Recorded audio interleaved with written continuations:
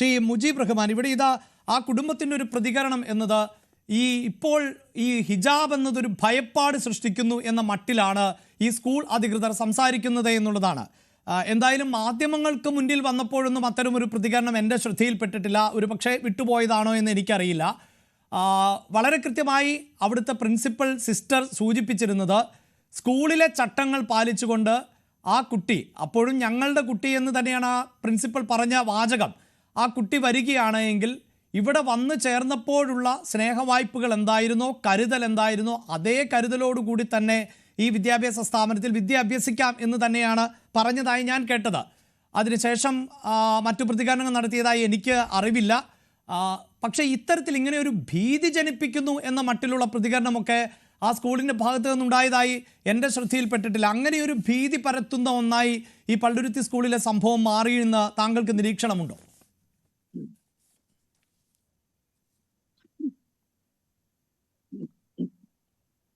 ആദ്യമായി നേരത്തെ സംസാരിച്ച പി ജോസഫ് അദ്ദേഹം അടിവരയിട്ട് പറയുകയുണ്ടായി, ഈ രാജ്യത്ത് ഭരണഘടന അനുസരിച്ചുകൊണ്ടാണ് എല്ലാവരും മുന്നോട്ട് പോകേണ്ടത് എന്ന്. അതുതന്നെയാണ് നമുക്കും പറയാനുള്ളത്. ഈ രാജ്യത്ത് എല്ലാവരും ഭരണഘടന അനുസരിച്ചുകൊണ്ടാണ് മുന്നോട്ട് പോകേണ്ടത്. രാജ്യത്ത് ഏതൊരു മതവിശ്വാസിക്കും അവൻ്റെ മതമനുസരിച്ച് മുന്നോട്ട് പോകാൻ ഭരണഘടന അവകാശം നൽകുന്നുണ്ട്. 8ാം ക്ലാസ്സിൽ പഠിക്കുന്ന ഒരു പെൺകുട്ടി അവൾ പഠിക്കുന്ന കലാലയത്തിൽ അവളുടെ തല മറച്ചുകൊണ്ട് പോകാനുള്ള അവകാശം ഭരണഘടന നൽകുന്നുണ്ട്. ഇതുമായി ബന്ധപ്പെട്ടുകൊണ്ടുള്ള ചർച്ചകളിൽ അറിഞ്ഞോ അറിയാതെയോ തെറ്റിദ്ധാരണകൾ പരത്തുന്നുണ്ട്. ഇപ്പോൾ നേരത്തെ സംസാരിച്ച കത്തോലിക്ക കോൺഗ്രസിൻ്റെ ഒരു ഉത്തരവാദിത്തപ്പെട്ട ഭാരവാഹിയാണ്. അദ്ദേഹം പറയുകയുണ്ടായി ആ കുട്ടി 5ാമത്തെ സ്കൂളാണ് എന്ന്. എവിടെ നിന്നാണ് അദ്ദേഹത്തിന് ആ വിവരം കിട്ടിയത്? സ്കൂൾ മാനേജ്മെൻറ്റിൻ്റെ ഭാഗത്തു നിന്നാണോ, PTA ഭാഗത്തു നിന്നാണോ, അതല്ലെങ്കിൽ ഏതെങ്കിലും ചാനൽ പ്രവർത്തകരുടെ ഭാഗത്തു നിന്നാണോ? 8ാം ക്ലാസ്സിൽ പഠിക്കുന്ന കുട്ടി 5ാമത്തെ സ്കൂളാണ് ഇപ്പോൾ ഈ പറയപ്പെടുന്ന പള്ളുരുത്തിയിലെ സെൻറ്റ് റീത്താസ് സ്കൂളിലേക്ക് എത്തപ്പെട്ടിട്ടുള്ളത്.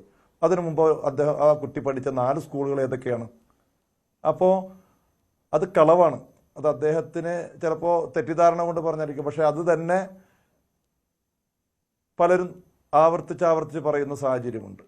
അതേപോലെ തന്നെ അദ്ദേഹം പറഞ്ഞ ആ സ്കൂളിന് ഒരു യൂണിഫോം ഉണ്ട്. ആ യൂണിഫോം ആ കുട്ടിയുടെ കുടുംബം നിഷേധിച്ചു എന്ന് പറഞ്ഞു, ഒഴിവാക്കി എന്ന് പറഞ്ഞു. അങ്ങനെയല്ലല്ലോ.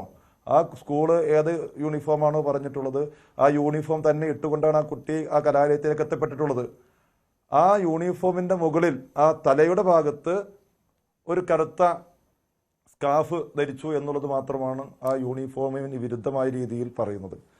അവിടെ നേരത്തെ അദ്ദേഹം പറഞ്ഞു ആ കുട്ടി ഇതിനു മുമ്പ്, നമ്മൾ പല ആവർത്തി സൂചിപ്പിച്ചിട്ടുള്ള കാര്യമാണ്, ആ കുട്ടി ഇതിനു മുമ്പ് തലയിൽ തട്ടനിടാതെയാണ് കലാലയത്തിലേക്ക് എത്തപ്പെട്ടിരുന്നത്. അങ്ങനെയല്ല അവിടെ ഇതൊക്കെ നമ്മൾ പറയുന്നതല്ലല്ലോ. ഈ ചാനൽ ചർച്ചയിൽ പങ്കെടുക്കുന്ന നമ്മൾ പറയുന്ന വിഷയമല്ല. അവരുടെ രക്ഷകർത്താക്കൾ പറയുന്നു എൻ്റെ കുട്ടിയെ ആ സ്കൂളിലേക്ക് പറഞ്ഞയച്ചിട്ടുള്ളത് തട്ടനിട്ടുകൊണ്ട് തന്നെയായിരുന്നു. പക്ഷേ നേരത്തെ സൂചിപ്പിച്ചതുപോലെ തന്നെ ആ കലാലയത്തിന്റെ നിയമം എന്ന് പറഞ്ഞുകൊണ്ട് ആ കുട്ടി ക്ലാസ്സിലേക്ക് കടക്കുന്നതിന് മുമ്പ് ആ തട്ടൻ അഴിപ്പിച്ച് ആ കുട്ടിയുടെ ബാഗിൽ വെച്ച് തിരിച്ച് ക്ലാസ് കഴിയുമ്പോൾ തിരിച്ച് ബാഗിൽ നിന്ന് തട്ടനെടുത്ത് തലയിട്ട് കൊണ്ട് പോരുന്ന ഒരു സാഹചര്യമാണ് ഉണ്ടായിട്ടുള്ളത് എന്ന് ആ രക്ഷകർത്താവ് പറയുന്നു. ഇന്നലെ ഞാൻ രക്ഷകർത്താവിനെയും അതേപോലെ തന്നെ ഈ സെന്റ് റീത്താസ് സ്കൂളിലെ പ്രിൻസിപ്പൽ ഉൾപ്പെടെയുള്ള മാനേജ്മെന്റ് അധികൃതരെയും സ്കൂളിൽ ചെന്ന് അവരെ നേരിൽ കണ്ട് 1 മണിക്കൂറോളം നമ്മുടെ നേരത്തെ ഇന്നലെ പത്രസമ്മേളനം നടത്തിയ ഹെൽന സിസ്റ്റർ എന്ന അവിടുത്തെ പ്രിൻസിപ്പൽ ഉൾപ്പെടെയുള്ളവരുമായി സംസാരിച്ചു. ഈ 2 പേരുമായി സംസാരിച്ചതിൽ രക്ഷകർത്താവ് ഏതൊരു വിട്ടുവീഴ്ചക്കും അദ്ദേഹം തയ്യാറാണ്. അദ്ദേഹം ഏറ്റവും താഴെയുള്ള വിട്ടുവീഴ്ച എന്നുള്ള രീതിയിലേക്ക് എൻ്റെ മകൾക്ക് ഹിജാബ് ഇട്ടുകൊണ്ട് അവിടെ പഠിക്കുന്നത് ആ സ്കൂളിന്റെ യൂണിഫോമിന് വിരുദ്ധമാണെങ്കിൽ, അതേപോലെ തന്നെ എൻ്റെ കുട്ടിയോട് പറഞ്ഞതുപോലെ തന്നെ ആ യൂണിഫോം ഇട്ട് അതല്ലെങ്കിൽ ആ ഹിജാബ് ഇട്ടുകൊണ്ട് കലാലയത്തിലേക്ക് ചെല്ലുമ്പോൾ ബാക്കിയുള്ള കുട്ടികൾക്ക് ഭീതി ഉണ്ടാകുന്നെങ്കിൽ ആ കലാലയത്തിൽ നിന്ന് എൻ്റെ കുട്ടിയെ പിൻവലിക്കാൻ ഞാൻ തയ്യാറാണ് എന്ന് ആ രക്ഷിതാവ് അർത്ഥശങ്കക്കിടയില്ലാതെ പറയുന്നു. ഞാൻ താങ്കളോട് ഇടപെട്ട് ചോദിക്കുന്നത് ഇതിലെവിടെയാണ് ഈ ഭീതി പരത്തുക എന്ന ഒരു സംഭവത്തിലേക്ക്? ഇത് രണ്ടും 2 ടേമാണല്ലോ. അതുകൊണ്ടാണ് ഞാൻ ആവർത്തിക്കുന്നത്. അതായത് ഒരു സ്കൂളിന്റെ ചട്ടവും അല്ലെങ്കിൽ ആ ചട്ടം ലംഘിച്ചാൽ അത് ഭീതി പരത്തുന്നു എന്ന് പറയുന്നതും തമ്മിൽ വലിയ വ്യത്യാസമുണ്ടല്ലോ. ആ ഭീതി പരത്തുന്നു എന്നുള്ളത് പറഞ്ഞത് ഇവിടുത്തെ ചാനൽ ചർച്ചയിൽ പങ്കെടുക്കുന്ന നമ്മളോ അതല്ലെങ്കിൽ വേറെ ആരും അല്ല. ആ കുട്ടിയോട് ആ കുട്ടിയെ പഠിപ്പിച്ച ടീച്ചർ പറഞ്ഞ കാര്യമാണ് എന്ന് കുട്ടി പറഞ്ഞിട്ടുള്ള അറിവേ നമുക്കുള്ളൂ. ആ കുട്ടി ഇനി കളവ് പറഞ്ഞിട്ടുണ്ടോ എന്ന് നമുക്കറിയില്ല. അങ്ങനെ കുട്ടി കളവ് പറയുമെന്ന് ഞാൻ വിശ്വസിക്കുന്നില്ല. ടീച്ചർ പറഞ്ഞു എന്ന് ആ കുട്ടി പറഞ്ഞിട്ടുള്ളത് അനുസരിച്ചുകൊണ്ടാണ് ആ ഭീതി പരത്തുന്നു എന്നുള്ള പ്രചാരണം ഇവിടെ ഉണ്ടായിട്ടുള്ളത്. അത് ശരിയാണോ എന്നുള്ളത് പോലീസ് ഓഫീസർമാരും വിദ്യാഭ്യാസ വകുപ്പും ഒക്കെ കുട്ടിയുമായി ഒരു ഇന്റർവ്യൂ നടത്തിക്കൊണ്ട് അതേപോലെ തന്നെ അതിന്റെ അന്വേഷണവുമായി ബന്ധപ്പെട്ടുകൊണ്ട് നടത്തട്ടെ. ഇവിടെ നടന്നിട്ടുള്ളത് ആ കുട്ടിയുടെ വിഷയവുമായി ബന്ധപ്പെട്ടുകൊണ്ടുള്ള അനാവശ്യ ചർച്ചകളാണ് നടന്നിട്ടുള്ളത്. ഞാൻ നേരത്തെ സൂചിപ്പിച്ചൊരു കാര്യം സൂചിപ്പിക്കട്ടെ. ആ സ്കൂളിലെ ഹെഡ് മിസ്സസ് ആയിട്ടുള്ള അന്നേരം പത്രസമ്മേളനം നടത്തിയ ഹെൽന മാഡവുമായി സംസാരിക്കുമ്പോൾ അവർ പറയുന്നത് ഞങ്ങളുടെ നിലപാടിൽ നിന്ന് ഞങ്ങൾക്ക് പിന്നോക്കം പോകാൻ കഴിയില്ല. അത് നിലവിൽ ഞങ്ങളുടെ മുകളിൽ നിന്നുള്ള സഭയുടെയും അതേപോലെ തന്നെ സ്കൂളിന്റെ മാനേജ്മെന്റിന്റെയും തീരുമാനമാണ്. ആ വിഷയത്തില് ആ കുട്ടിയുടെ പിതാവ് ഏറ്റവും നല്ലൊരു തീരുമാനം, ആ സ്കൂളിന് ബുദ്ധിമുട്ടില്ലാത്ത, നാട്ടിൽ കുഴപ്പമില്ലാത്ത, നാട്ടില് കലാപങ്ങൾ ഉണ്ടാകാത്ത ഏറ്റവും നല്ലൊരു തീരുമാനം എടുത്തിട്ടുണ്ടെങ്കിൽ ആ വിഷയം പരിഹരിച്ച്.